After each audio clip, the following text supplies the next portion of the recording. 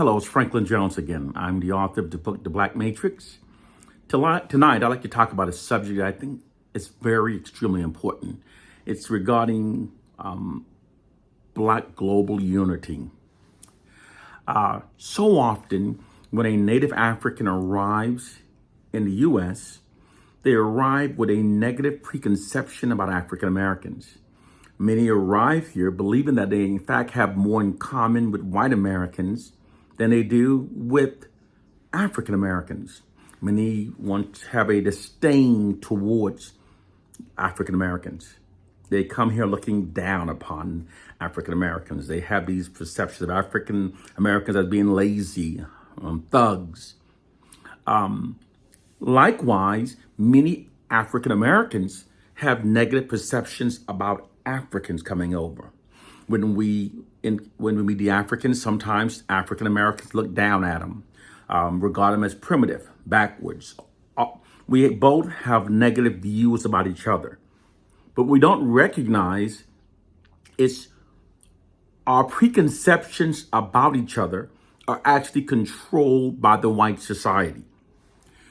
What most Native Africans believes about African Americans, they're seen through media lens controlled by the white society.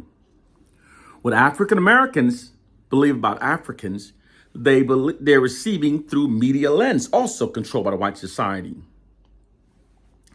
Also, we know that when Africans from the Caribbean move to America, many African Americans look at them as not really being Black or not being a part of the diaspora, doesn't recognize the kinship that they have with the Africans from the Caribbean.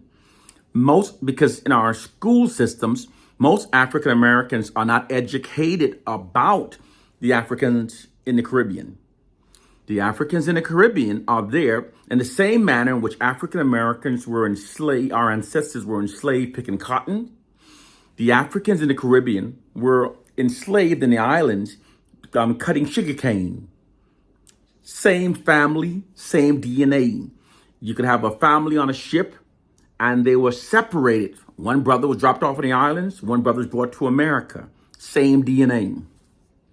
Okay, now the reason why we have all of these division, it's by design. This separation, such as to the contrary, when we see a Jew will meet a Jew who came here from Russia, a Jew who came here from Poland, a Jew from Israel, and a Jew American, and there's this kinship based upon that religious tie. Where we Africans, there's a division. This division is by deliberately design. There's a propaganda campaign to keep us divided. A political scientist, Dr. Zabrinsky, he was an advisor to several U.S. presidents in the 1970s, told many State Departments and global white leaders that everything must be done possible to keep Africans divided globally. When Africans are divided globally, we are stripped of our numerical advantage and we're robbed of all hope of defeating global white supremacy. So there's a propaganda campaign designed to keep us divided. The Africans on the continent are seeing an image of African Americans that's buffoonery, criminals, and it creates fear. Fear is a powerful element to use to divide the people. The Africans in America are seeing the image of Africans that's warriors, violent, sometimes considered crazy, backwards, primitive. So therefore, we are people who are divided and we don't recognize that our preconceptions are controlled by our enemies who are benefited when we are divided. So often you will hear an African American says, the Africans don't like us. Or you would hear the Africans say, they don't like us. Where is this propaganda coming from? The most effective way to divide a people is to convince them that they're most divided. You tell people that another group doesn't like them and they start functioning based upon those narratives. We must elevate our minds and understand the white society's objective is to maintain their dominance. And the white society's dependence on Africa's natural resources is forever. So they have to keep us in a position where that protects the interests of the white society. And that means keeping Africans divided globally. So often I've met Africans who come to America and they have children and they don't want their children to marry African Americans.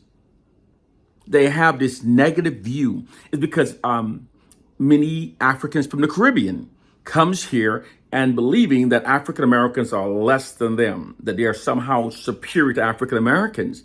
That's because most don't understand that the image of African Americans do not control their narrative, don't control their image. So there's a propaganda campaign that constantly denigrate the image of African Americans. Many African Americans don't even know their positive narratives.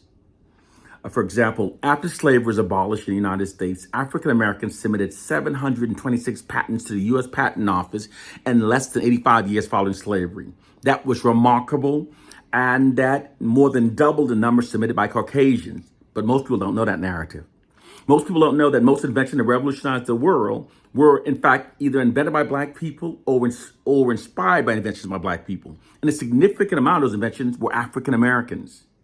You see, most people don't know these narratives because the African American image is completely being denigrated, marginalized, because it creates perceptions in the society that aids in maintaining white dominance. Another example is perception management program. During the 1960s, when African Americans unified, African Americans started getting support from around the world. And this is why Dr. King was even given a Nobel Peace Prize. The white society recognized that to continue its subjugation and mistreatment of Black people in America, they had to develop a propaganda campaign that's called manufactured consent to mistreat. Manufactured consent to mistreat is when you denigrate and vilify a group's image to create a setting that makes sure mistreatment of them appear to be justifiable.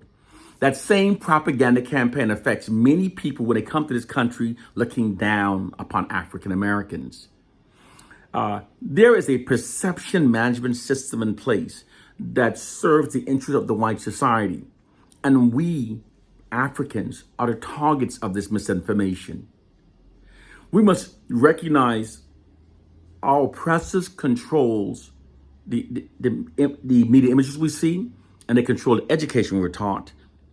They control the societal narratives we hear, and they're distorted to protect their interests. Keeping Africans divided globally benefits the system of white supremacy.